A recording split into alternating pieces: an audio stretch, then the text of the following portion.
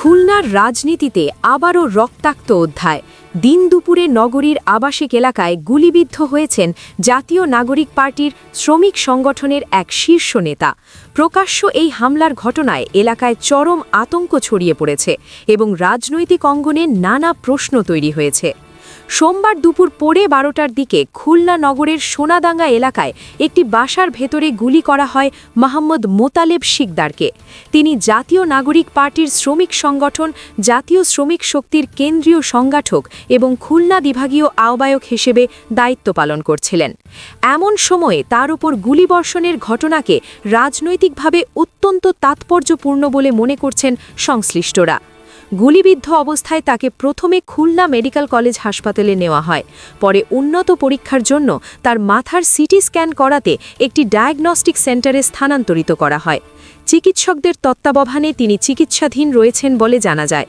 Police জানায়, সোনাডাঙ্গা এলাকায় Gazi medical college হাসপাতালের পেছনের দিকের একটি বাসার ভেতর এই গুলির ঘটনা ঘটে। দুর্বৃত্তরা হামলা চালিয়ে দ্রুত পালিয়ে যায়। ঘটনার পরপরই পুলিশ ঘটনাস্থল পরিদর্শন করেছে এবং হামলার কারণ ও জড়িতদের শনাক্তে তদন্ত শুরু হয়েছে। দিন দুপুরে এমন একটি সংবেদনশীল হামলার ঘটনায় নগরবাসীর মধ্যে নিরাপত্তা নিয়ে উদ্বেগ তৈরি হয়েছে। রাজনৈতিক কর্মসূচি খুলনার রাজনীতিতে আবারও রক্তাক্ত অধ্যায়।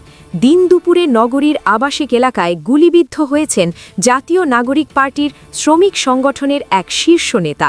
প্রকাশ্য এই হামলার ঘটনায় এলাকায় চরম আতঙ্ক ছড়িয়ে পড়েছে এবং রাজনৈতিক অঙ্গনে নানা প্রশ্ন তৈরি হয়েছে।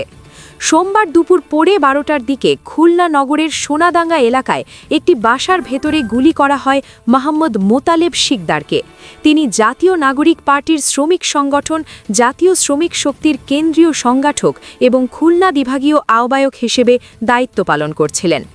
এমন সময়ে তার উপর গুলিবর্ষণের ঘটনাকে রাজনৈতিকভাবে অত্যন্ত তাৎপর্যপূর্ণ বলে মনে করছেন সংশ্লিষ্টরা। গুলিবিদ্ধ অবস্থায় তাকে প্রথমে খুলনা মেডিকেল কলেজ হাসপাতালে নেওয়া হয়, পরে উন্নত পরীক্ষার জন্য তার মাথার সিটি স্ক্যান করাতে একটি ডায়াগনস্টিক সেন্টারে স্থানান্তরিত করা হয়। চিকিৎসকদের তত্ত্বাবধানে তিনি চিকিৎসাধীন রয়েছেন বলে জানা যায়। পুলিশ জানায়, সোনাডাঙ্গা এলাকায় গাজী মেডিকেল কলেজ হাসপাতালের পেছনের দিকের একটি বাসার ভেতর এই গুলির ঘটনা ঘটে। দুর্বৃত্তরা হামলা চালিয়ে দ্রুত পালিয়ে যায়। ঘটনার পরপরই পুলিশ ঘটনাস্থল পরিদর্শন করেছে এবং হামলার কারণ ও জড়িতদের শনাক্তে তদন্ত শুরু হয়েছে। দিন দুপুরে এমন একটি সংবেদনশীল হামলার ঘটনায় নগরবাসীর মধ্যে নিরাপত্তা নিয়ে উদ্বেগ তৈরি হয়েছে। রাজনৈতিক কর্মসূচিকে কেন্দ্র করে এই হামলা কি পরিকল্পিত ছিল, সে প্রশ্ন এখন সবার। তদন্তের অগ্রগতি ও প্রকৃত উদ্দেশ্য উদ্ঘাটনের দিকে তাকিয়ে আছে পুরো খুলনা। আপনি দেখছিলেন এনএলবি নিউজ। সাথে থাকার জন্য ধন্যবাদ। পরবর্তী আপডেট জানতে এখনই সাবস্ক্রাইব করুন আমাদের চ্যানেল।